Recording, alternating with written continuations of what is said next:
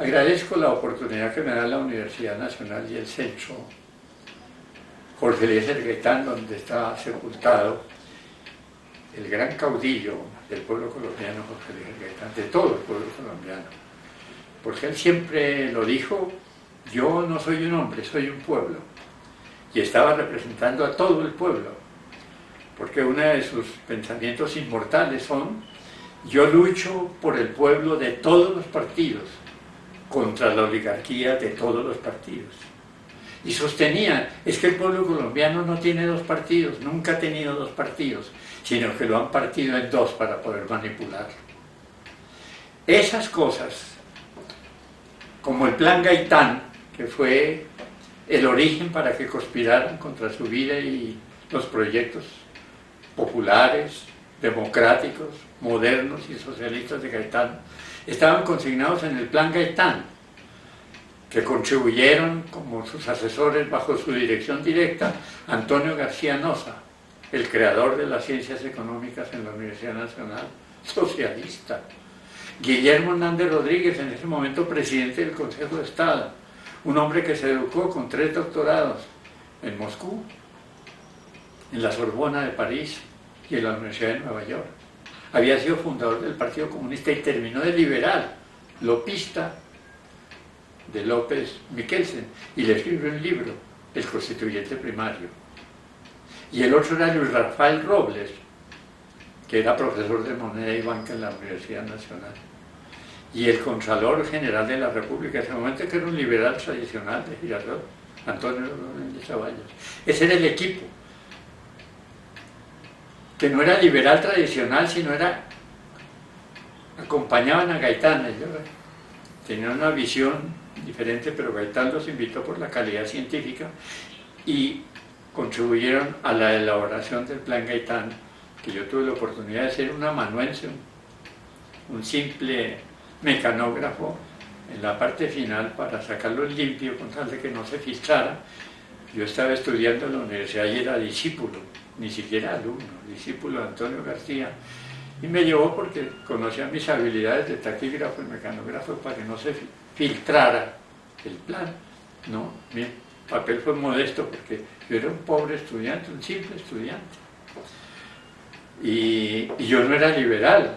Yo hacía parte del movimiento socialista de la Universidad Nacional, democrático y progresista y moderno y no sé qué, pero yo no hacía parte ni del Partido Liberal ni del Conservador. Y yo le dije a Antonio que yo que iba así, no, tal, dijo: usted va a simplemente a hacer una cosa de amanuense. Y así es, sin ninguna pretensión ni protagonismo, ¿no? Son cosas, como decía Ortega y Gasset, yo soy mi circunstancia. Pues las circunstancias, como otras muchas en mi vida que han sido la mayoría negras y otras rosadas y otras rojas, ¿no? Es la vida y las circunstancias. Bueno, pero lo importante que yo quiero señalar es que el 9 de abril se ha convertido y tiene una denominación de Arturo Alape y compañía que yo no comparto: el Bogotazo. Eso es ponerlo pues en la tercera página roja de los periódicos. Es decir, están conmemorando o sufriendo o llorando un crimen. Es una manera de invisibilizar la figura heroica y grandiosa del gran caudillo popular, que como José Antonio Galán, como Simón Bolívar, como tantos de hoy también, dieron su vida y sus ideas para transformar una sociedad injusta, inequitativa, y no solo con inequidad, sino con iniquidad. Porque cuando Gaitán comenzó su batalla, en 1946, la violencia institucional fue en los gobiernos con nombre propio: Mariano Espina Pérez, Laureano Gómez, Doneta Arbeláez. Ahí comenzó el genocidio del liberalismo gaitanista y del liberalismo. Y hay una gran obra de Orlando Villanueva Martínez de la Universidad Nacional, un científico social, que nos acaba de entregar un libro que se llama Guadalupe Salcedo, la insurrección llanera, 1949-57. Aquí están los documentos y las fotografías donde se desarrolla la violencia institucional desde el año 46, el genocidio. Y luego el magnicidio, Bien decía el gran José Martí, hay momentos de la historia en que el pueblo está listo y no está el hombre, y hay momentos en que el hombre está listo y no está el pueblo, pero hay momentos en que el pueblo y el hombre están listos, como en el caso de Gaitán. Entonces ahí lo dijo Maquiavelo. Entonces hay que acabar el hombre y hay que acabar el pueblo para que no vayan a cambiar el sistema por uno nuevo. Esas son realidades de la historia. Por eso a mí me parece muy importante el que estemos recuperando la historia, pero la historia de Gaitán, precisamente hoy 9 de abril, o el 9 de abril, que cumple 65 años del magnicidio, y que continuó el genocidio hasta llegar a la época reciente con la Unión Patriótica. Se repiten 2 magnicidios, Jaime Pardo Leal y Bernardo Jaramillo, y el genocidio de cerca de 5.000 militantes de la Unión Patriótica. Es decir, la historia es pendular, no es dialéctica, horrible. Esta violencia atroz tiene que terminar con una paz, pero no con un armisticio como las peleas de los boxeos, que suena la campana y no se pegan más, y vuelve y suena para que se sigan pegando. No, tiene que ser para construir un nuevo Estado democrático, pluralista, moderno, que dé oportunidades a todos y que no sea solamente para unas castas exclusivas y unas dinastías que heredan el poder y apenas dejan las migajas. Eso, yo lo dije en el tiempo hace poco, hay que ir a las causas que han originado el conflicto. Y las causas que originaron el conflicto no son el 9 de abril. El 9 de abril es la culminación de un magnicidio y de un genocidio. Entonces, yo lo que quiero dejar consignado es que, como con Bolívar, se conmemora el natalicio, se conmemora sus ideas. El caso de Venezuela, del movimiento bolivariano, ahí no se está solamente contemplando el día que murió Bolívar en Santander lleno de en Santa Marta lleno de tristeza y melancolía, diciendo que si cesan los partidos y se consolida la unión, bajaré tranquilo al sepulcro. ¿Qué tal el testamento de Bolívar? Semejante grande hombre contrasta con la muerte de Hugo Chávez, apoteósica, quiérase o no se quiera. ¿Por qué? Porque sembró unas ideas, las ideas de la unidad continental, el Congreso Anfictiónico de Panamá de Bolívar. Esas son las ideas que hay que sembrar. No solamente los finales dramáticos y dolorosos, que hay que conmemorarlos, pues sí, con lágrimas, con sufrimiento, pero la gran recuperación de la historia. Y lo que queda realmente de esa recuperación es recoger el legado que dejan estos hombres, que son irrepetibles, como los fenómenos históricos, que quieren como Lázaro resucitarlo, y lo que no se puede resucitar.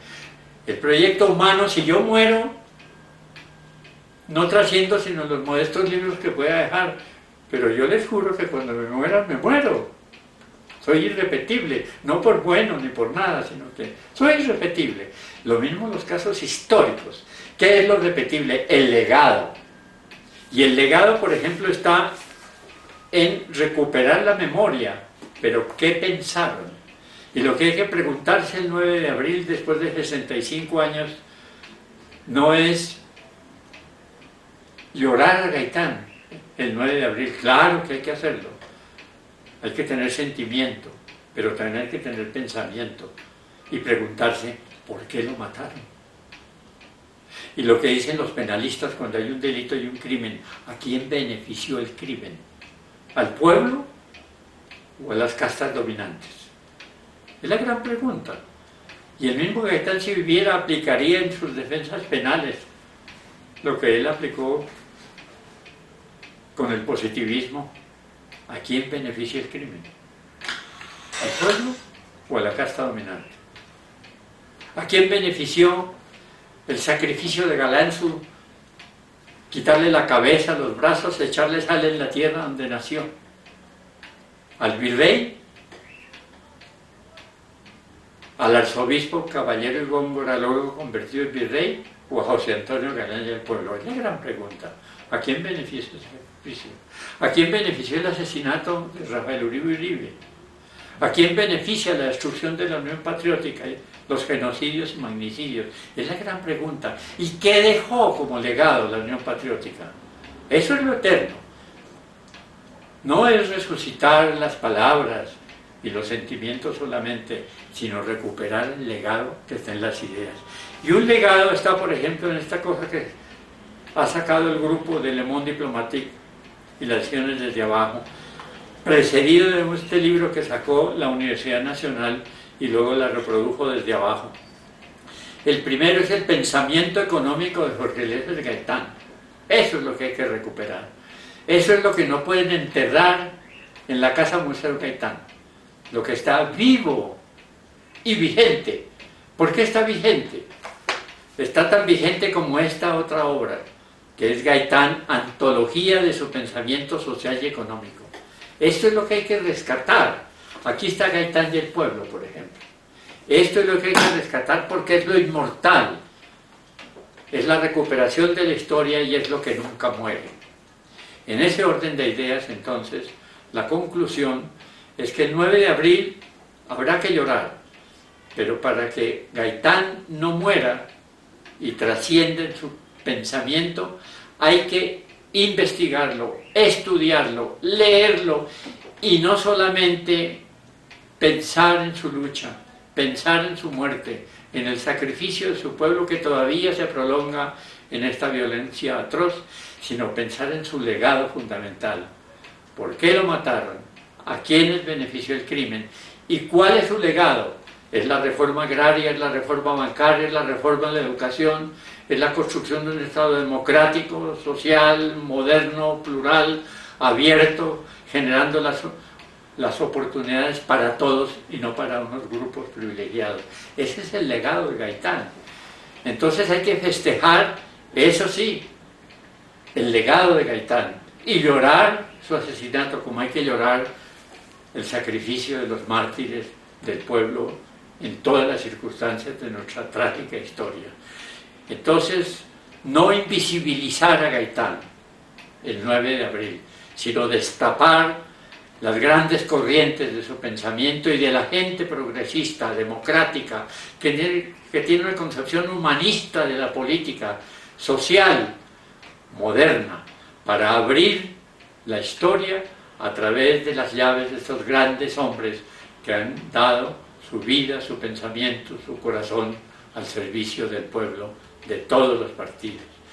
Y ahí sí podemos decir que Gaitán, que los mártires gaitanistas, que los mártires de la Unión Patriótica, que los mártires del pueblo de todos los partidos